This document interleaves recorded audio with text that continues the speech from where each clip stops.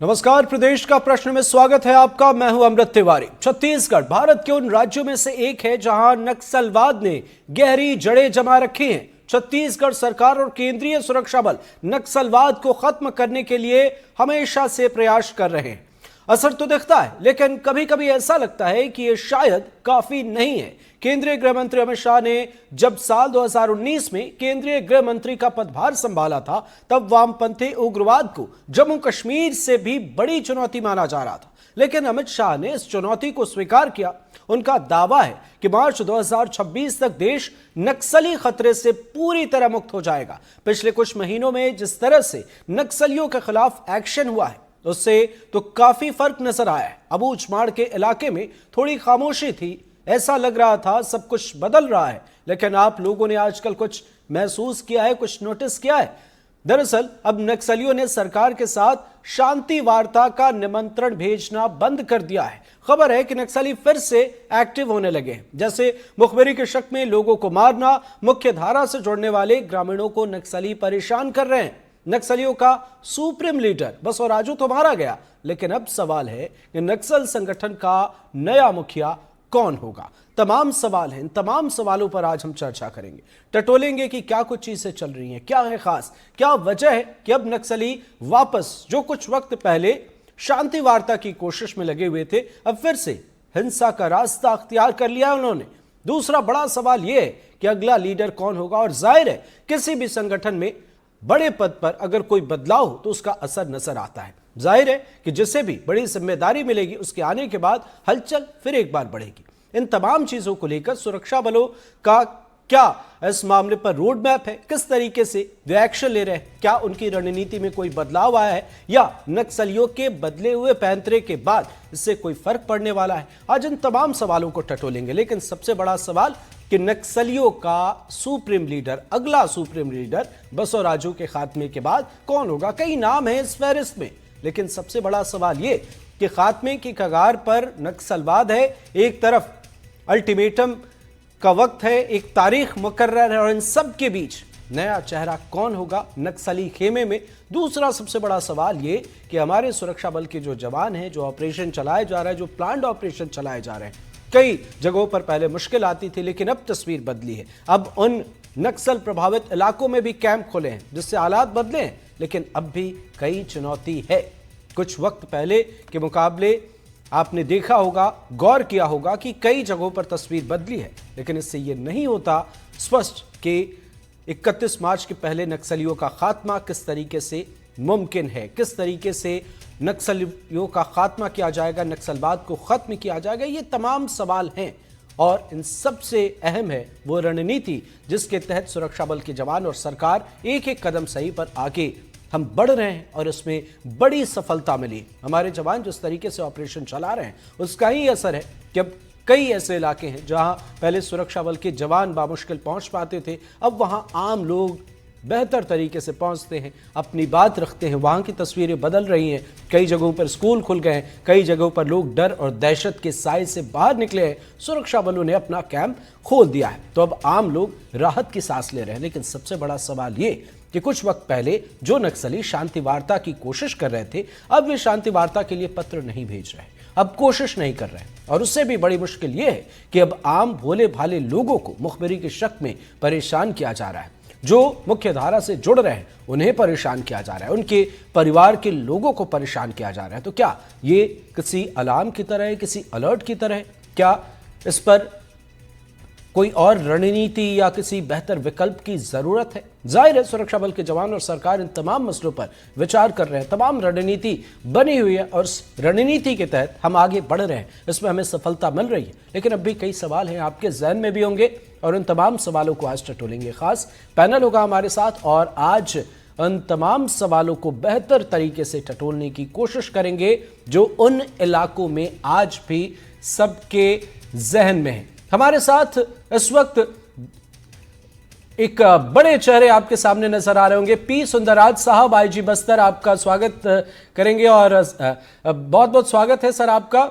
एक बड़ा सवाल जो इस वक्त सबके जहन में है सर कि नक्सलियों के खिलाफ सुरक्षा बलों की रणनीति मौजूदा वक्त में क्या है, खासकर जब डेडलाइन खत्म होने में 9 महीने का वक्त बचा हुआ है। कई तब्दीलियां इस बीच में आई हैं। वर्तमान में बस्तर संभाग के अंतर्गत शासन के मंशानुरूप नक्सल गतिविधि को पूर्ण रूप से समाप्त करने के लिए सुरक्षा बल द्वारा लगातार प्रभावी रूप से अभियान संचालित की जा रही है, जिसके परिणाम स्वरूप विगत 18 महीने में अलग अलग मुठभेड़ के पश्चात कुल 450 माओवादी कैडर के डेड बॉडी सुरक्षा बल द्वारा रिकवर की गई थी और काफी बड़ी संख्या में AK-47 LMG इंसास इस प्रकार का हथियार भी माओवादियों के साथ हुई मुठभेड़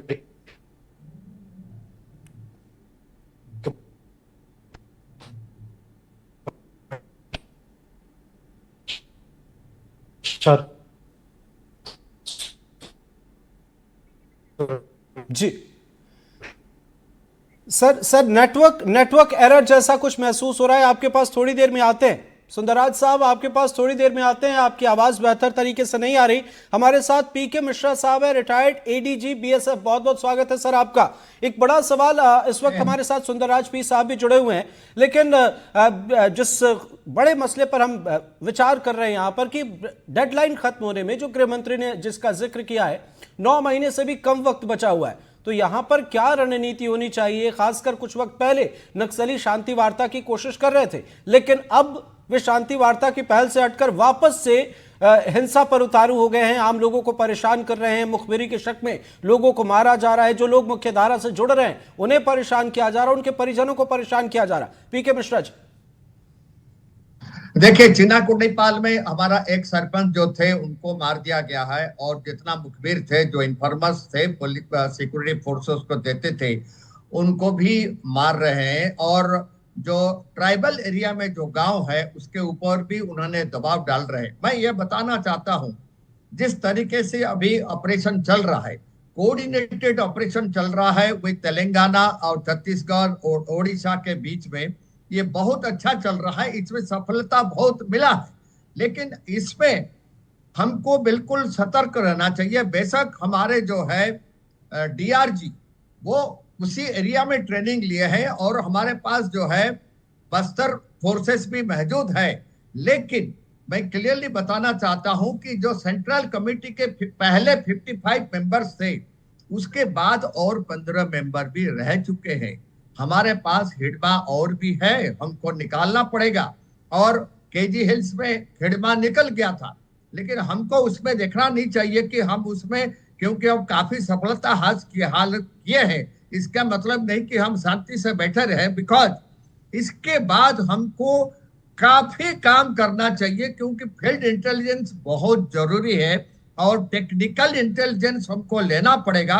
पर्टिकुलरली फर्स्ट बटालियन PLGA का जो कमांडर है हिडमा, जो कि इनका मुख्य है, सेंट्रल कमेटी का मेंबर है, जब तक उसको नहीं मारा जाएगा, जब तक वह पकड़ा नहीं जाएगा, उसका समर्थक बहुत है।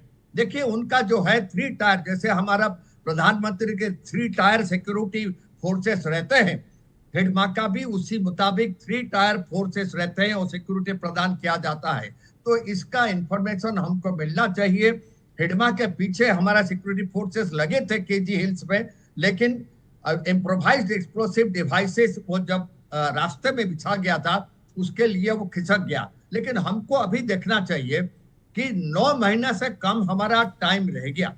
हमको इसके बीच में और जो 14 रह गया या 15 रह गया सेंट्रल कमेटी का मेंबर जो छिपे हुए हैं, पर्टिकुलरली जो बीजापुर में, सदर्न बीजापुर में और दंडकारण्य में जो एरिया और हमारा बच गया है, बीजापुर हो गया है, और वहां पर दंडकारण्य में कुछ एरिया तेलंगाना का भी बच गया है, और उस एरिया में हमको सतर्क रहना पड़ेगा। और हमारा ऑपरेशन जो है, इसको और टेक्निकली डेवलप करके हमको फील्ड इंटेलिजेंस हासिल करके जाना पड़ेगा। पर्टिकुलरली हमको देखना पड़ेगा किस ट्राइबल एरिया में वो आते हैं, किस किस गांव में वो आते हैं। अब वो जो एरिया में हम पहले गए थे, हमारा 320 से 325 कैंप है दंडकारण्य के अंदर, आबूसमार के अंदर। हमको और भी कैंप्स बनाना पड़ेगा उनके क्षेत्र में प्रवेश करके, और भी 50 या 60 कैंप और खोलना पड़ेगा। उसके साथ साथ हेलीबाउंड ऑपरेशन मेन चीज है। हेलीबाउंड ऑपरेशन, हेलीबाउंड ट्रूप्स हमको तैयार करना पड़ेगा, ताकि इमीडिएट इम्प्रम्पचू इंफॉर्मेशन, ग्राउंड इंफॉर्मेशन जब मिलता है, हमको वहां पर तुरंत पहुंचना पड़ेगा और उस टाइप का कमांडो हमको तैयार करना पड़ेगा जो कि बस्तर कमांडो जी और डीआरजी, उनसे हमको मिल सकता है। और पर्टिकुलरली टेरेन को हमको समझना पड़ेगा और इंटर स्टेट, जो स्टेट का बॉर्डर है, तेलंगाना, आंध्र, ओडिशा, छत्तीसगढ़, ये बॉर्डर को हमको ड्रोन में अभी 24 घंटा उसके ऊपर नजर रखना पड़ेगा, क्योंकि अभी तकरीबन 300 से 350 नक्सलाइट्स और हिडमा के थ्रू में ये मौजूद है, जो कि शिफ्ट करते रहते हैं। उनका अभी ट्रेनिंग एरिया नहीं है, नया रिक्रूटमेंट नहीं है, ये हमें पता है, वेपन उनके पास कम है, लेकिन एक चीज है, वो हमारे अगेंस्ट में इम्प्रोवाइज्ड एक्सप्लोसिव डिवाइस ये लगा सकते हैं और इस मुताबिक वो हमारे ऊपर अटैक कर सकते हैं।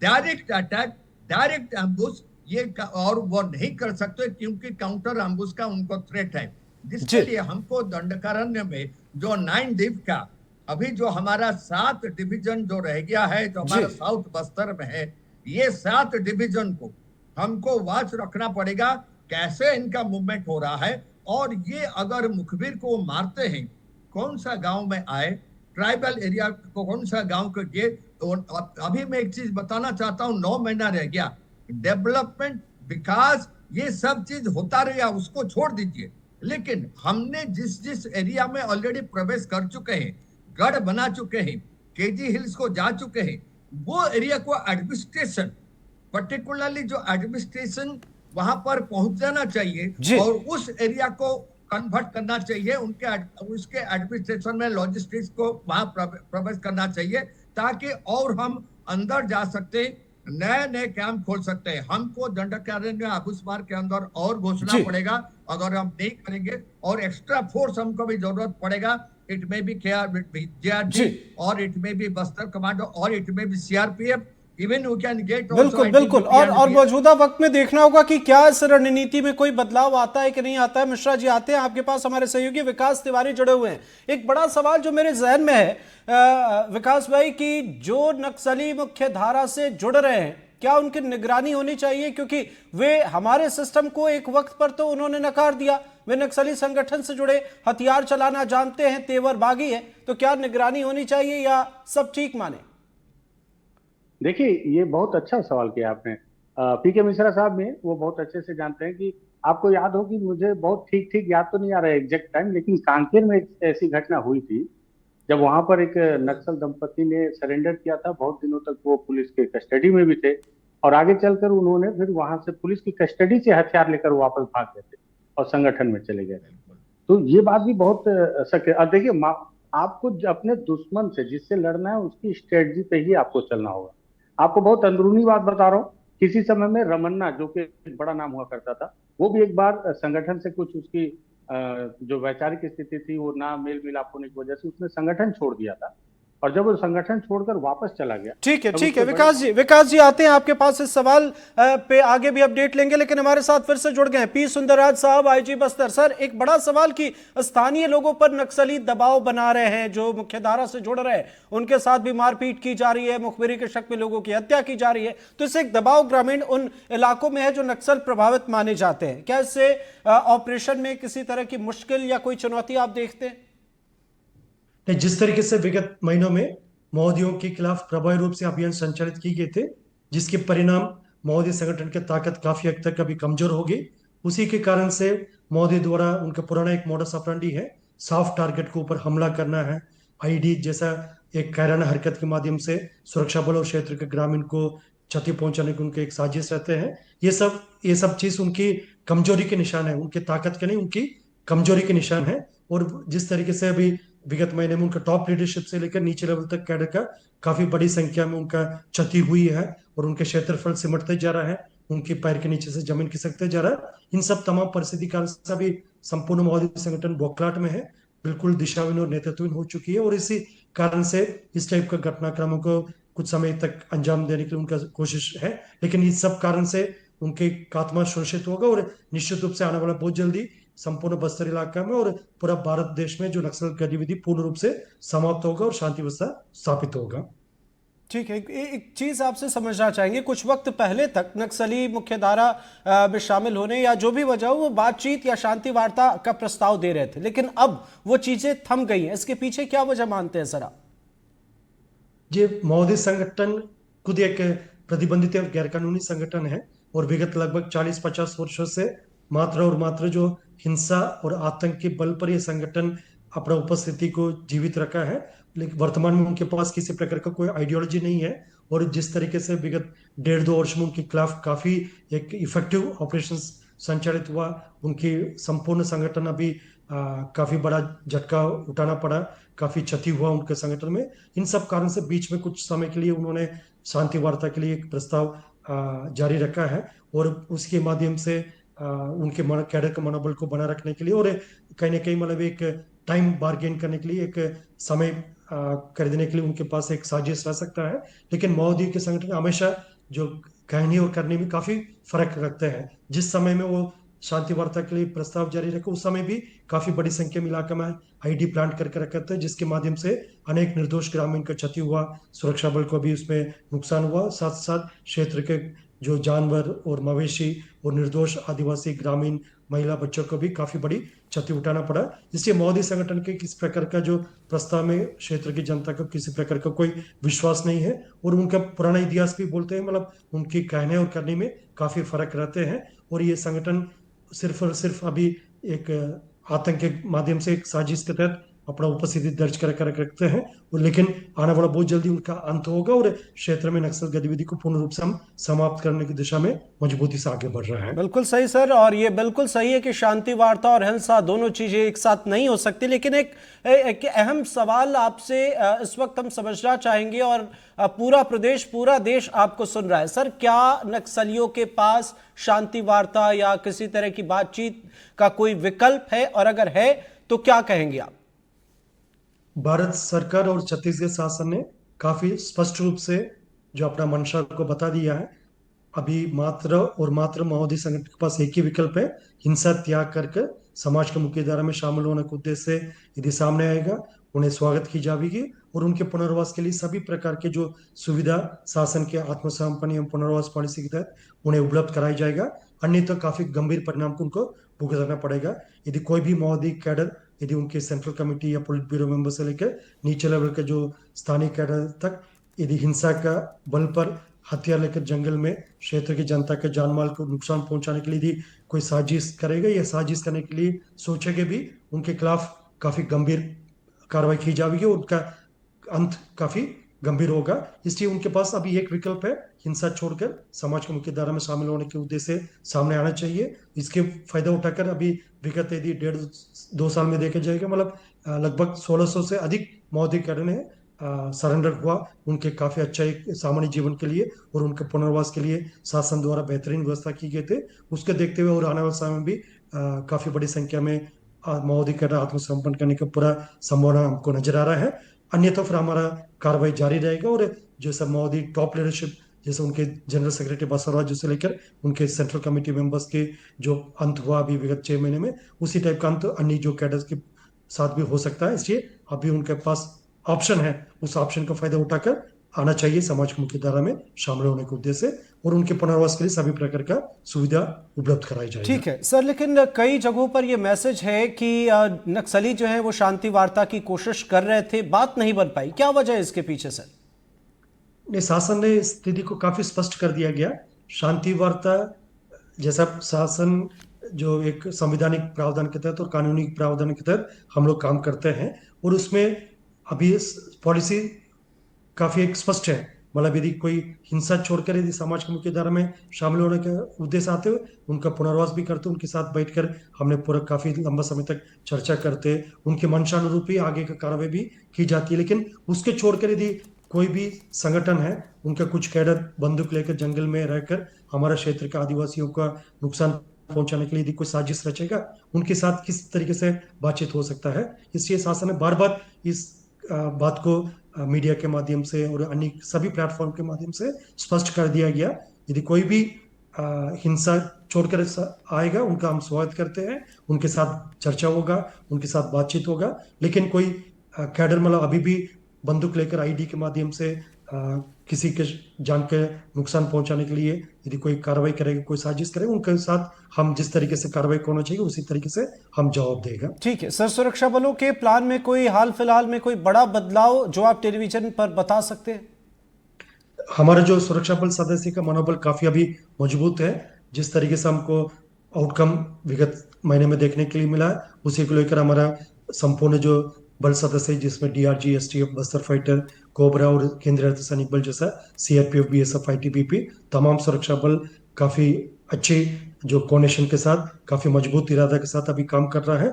और समय के हिसाब से हम अपना रणनीति को आवश्यक परिवर्तन भी करते रहते। सुरक्षात्मक कारण से हम उसका खुलासा नहीं कर सकता, लेकिन अभी मानसून क्या काफी कठिन परिस्थिति के बावजूद अंदर लगातार ऑपरेशन जारी रखा। अभी हाल फिलहाल में नेशनल पार्क इलाका में जो पीएलजी बटालियन नंबर 1 का कंपनी का डिप्टी कमांडर का डेड बॉडी रिकवर किए गए थे। इस प्रकार काफी सभी प्रकार की परिस्थिति में, गर्मी की हो या बरसात हो या अन्य जितना भी जो कठिन भूगोलिक परिस्थिति की चुनौती के सामने करते हुए हमारा सुरक्षा बल काफी बेहतरीन काम करते आ रहा है और आने वाले समय में भी ये जारी रहेगा। सर, एक आखिरी सवाल आपसे समझना चाहेंगे। बसव राजू के खात्मे के बाद अब सुप्रीम लीडर की बात हो रही है। इस नाम में, इस फहरिस्त में कई नाम हैं और एक सवाल जो जहन में है वो ये कि कहीं भी किसी भी संगठन में अगर शीर्ष नेतृत्व में कुछ बदलाव आता है तो एक नई ऊर्जा भी आती है। तो क्या रणनीति होगी सुरक्षा बलों की? दिनांक 21 मई 2025 को बस्तर संभाग के आबूजुमाड़ के जंगल में एक हुई निर्णायक अभियान में बसव राजू, जो सीपीएम माओवादी संगठन के जो जनरल सेक्रेटरी और संपूर्ण माओवादी संगठन के सरगना है, उनका डेड बॉडी रिकवर किए गए थे। उससे हमें पूरा विश्वास है, मतलब ये माओवादी संगठन का अंत बहुत जल्दी और निश्चित रूप से होगा। और अभी वर्तमान में जो माओवादी संगठन के पास ऐसा कोई नेतृत्व नहीं बच गई जो आने वाले समय में उसकी दिशा देने के लिए, इसलिए हम बार बार बोलते हैं, मतलब माओवादी संगठन अभी दिशाहीन और नेतृत्वहीन हो चुकी। शेष जो कुछ माओवादी कैडर, जिसका पोलिट ब्यूरो मेंबर और सेंट्रल कमेटी मेंबर एक समय में उनका 45 की संख्या हुआ करते थे, लेकिन वर्तमान में सिर्फ 12 या 13 की संख्या में सिमट गए थे। और उनके सबका अभी एज प्रोफाइल के हिसाब से भी ऐसा नहीं लग रहा था, मतलब आने वाला समय जो वो माओवादी संगठन के किसी प्रकार का नेतृत्व दिशा दे सकता है। और वैसा भी ये माओवादी संगठन एक प्रतिबंधित और गैरकानूनी संगठन है। इस संगठन के किसी प्रकार का कोई नेतृत्व, कोई जनरल सेक्रेटरी का आवश्यकता भी नहीं होगा और उसका होना भी हम नहीं देगा। और आने वाला बहुत जल्दी इस संगठन का खात्मा सुनिश्चित करेगा। Thank you so much sir. हमारे साथ पी सुंदरराज साहब, बस्तर आईजी जुड़े। सर, आपका बहुत बहुत शुक्रिया, हमारे साथ आप जुड़े और तमाम मसलों पर आपने अपनी बात रखी, इसके लिए बहुत बहुत शुक्रिया आपका। हमारे साथ पीके मिश्रा साहब हैं और हमारे सहयोगी विकास तिवारी। मिश्रा जी आते हैं आपके पास, लेकिन विकास भाई आप प्लीज कंटिन्यू करें। जो सवाल है एक बार दर्शकों को फिर से बता दें कि नक्सली जो मुख्य धारा में जुड़ रहे हैं उनकी निगरानी से जुड़ा हुआ है। देखिए, मैंने पहले बताया कि इसके पहले एक वाकया हो चुका है कि किस तरह से कांकेर से नक्सली दंपति, पुरानी घटना है जरूर, लेकिन हमको पुरानी घटनाओं से भी सीख लेना चाहिए कि उन्होंने किस तरह से कांकेर से ही हथियार लेकर वो भाग गए थे, वापस फिर से संगठन में जा मिले थे। और इसी तरह से जो मैंने पहले कहा कि कभी भी युद्ध में दुश्मन के जो पैतरे हैं और उनकी जो लड़ने की जो समझ है, उससे भी बहुत कुछ सीख लेना चाहिए। जो मैंने पुरानी घटना बताई कि किस तरह से माओवादी अगर अपने किसी कैडर पर शक होता है या उन पर उन्हें किसी तरह के संदेह होता है तो वो उन पर पूरी तरह से निगरानी रखते हैं। और इस प्रक्रिया से रमन्ना जैसे बड़े माओवादी लीडर को भी गुजरना पड़ा था। एक सरेंडर माओवादी जो कि किसी समय में रमन्ना के साथ रह चुका था, उसने भी इस बात की जानकारी दी थी कि कैसे जब रमन्ना संगठन छोड़कर वापस चला गया और वो वापस फिर से उसके भाई और भाभी ने उसे संगठन में जोड़ा तो उसे बहुत निचले कैडर के नीचे काम करना पड़ा और सभी की निगरानी में। जब 6 महीने तक उसे निगरानी में रखा गया और पता चला कि जब वो वापस संगठन के समर्पित है, तब जाकर उसे फिर उसकी जो पदस्थापना दूसरे इलाके में की गई। तो निश्चित ही तौर पर अगर आपको दुश्मनों से लड़ना है, जिससे लड़ना है, तो उनके पैतरों से भी समझना होगा कि युद्ध की नीतियां कैसी हो और उनके लिहाज से कैसे लड़ा जाए। ये बिल्कुल ठीक और अहम सवाल है कि क्या जो माओवादी सरेंडर कर रहे हैं वो किस कारण से कर रहे हैं। अब जैसे मुझे बहुत विस्पष्ट जानकारी से ये भी मिली कि जो कंपनी नंबर 7 के कुछ जो सरेंडर माओवादी हैं उसमें से कुछ महिला कैडर भी नहीं जो अब पुलिस के साथ में है। बताया जा रहा है कि अधिकारी ने नाम ना बताने की शर्त पे खुफिया जानकारी दी कि जब बसव राजू की मौत हुई तो मौत होने के बाद जब उसकी तस्वीर उनको दिखाई गई तो वो महिला कैडर जो सभी उनके साथ थी वो जी, फूट कर रो ठीक है पड़ी। ठीक है तो ठीक आप है। सोचिए विकास कि भाई, सेंटीमीटर विकास भाई से- आते हैं आपके पास। पीके मिश्रा जी, एक बड़ा सवाल आपने सुना, पी सुंदरराज साहब को, हमारे सहयोगी विकास तिवारी को आपने सुना, बड़ा सवाल है ये इस पर। और बसव राजू के बाद अब जिसे भी नक्सली खेमे की कमान सौंपी जाएगी, जाहिर है उस खेमे में कई चीजें बदलेंगी। एक फाइनल कमेंट आपसे लेना चाहेंगे सर, सो सॉरी वक्त कम है तो शॉर्ट में प्लीज। देखिए अमरोक, मैं क्लियरली बताना चाहता हूं, उन्होंने बसव राजू के बाद इन्होंने डेफिनेटली जनरल सेक्रेटरी किसी को बनाना जरूर चाहेंगे। और इसके लिए जो हमारे जो 14 जो सेंट्रल कमेटी का मेंबर्स बच गए हैं, इनका उम्र मैं चेक कर रहा था, ये इतने फिजिकली फिट नहीं है जो पीएलजीए ग्रुप को कमांड कर सकते हैं। जैसे कि हिडमा कर रहा था, जैसे कि रमन्ना कर रहा था, जैसे कि बासवराज कर रहा था, उस टाइप के कमांडर वो हो नहीं सकते, वो फील्ड कमांडर नहीं बन सकते। इसलिए उनको अभी जो है जूनियर कैडर से जो कमांडर है उनको सिलेक्ट करना पड़ेगा। लेकिन उसके लिए उनको जगह चाहिए, उसके लिए उनको मीटिंग करना पड़ेगा, उसके लिए उनको तेलंगाना, आंध्र, उड़ीसा और छत्तीसगढ़ चारों का जो टीम्स है, जितना 9 डिवीजन है, उन 9 डिवीजन को इकट्ठा करना पड़ेगा। ऐसा जगह उनको नहीं मिलेगा। बिल्कुल। और तो कहीं ना कहीं ये information चुनौतियां हैं, पर सुरक्षा बलों के जवानों के हौसले भी बुलंद है और सरकार की तरफ से एक डेडलाइन तय की गई है, तो हौसले बुलंद रहने चाहिए और निश्चित तौर पर इस मुहिम में हमें सफलता मिल रही है। बहुत बहुत शुक्रिया हमारे साथ जुड़ने के लिए पीके मिश्रा साहब, आपका बहुत बहुत शुक्रिया। विकास तिवारी जी जुड़े हमारे सहयोगी, आपका बहुत बहुत शुक्रिया। आप लगातार अपडेट्स भेजते हैं और हमारे साथ बस्तराई जी, सुंदरराज पी साहब जुड़े, सभी का बहुत बहुत शुक्रिया। लगातार इस मुहिम में हमें सफलता मिल रही है, थोड़ा इंतजार करना होगा, सारी चीजें जल्द ही बेहतर हो जाएंगी। हमारे इस खास कार्यक्रम में फिलहाल इतना ही। नमस्कार।